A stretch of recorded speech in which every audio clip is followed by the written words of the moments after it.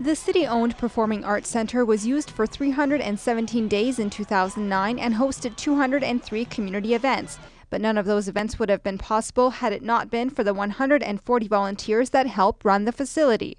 There are only 2 full-time employees and 1 part-time, and they even do their own janitorial services. That's why when the city made it clear that organizations would receive 25% less funding grants in 2010, the Lester Center made it clear that without adequate funding, the center would have to close its doors. Because I'm sure some people will look at the budget and they'll notice that the Lester Center asked for $110,000 and we're giving them $110,000.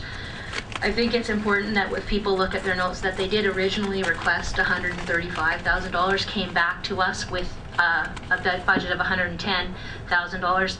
And for me, one of the big things about that, they also said that was their bottom line budget. They run mostly on volunteers.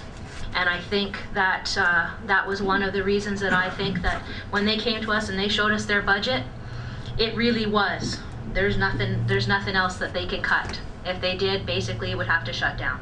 It's not just the Performing Arts Center alone to be affected by the budget cuts.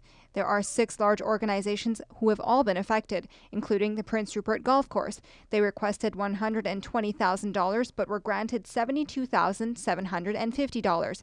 And the Prince Rupert Library originally requested $569,320, but after being asked to reduce the request, they asked for $537,000 and were finally granted $500,000.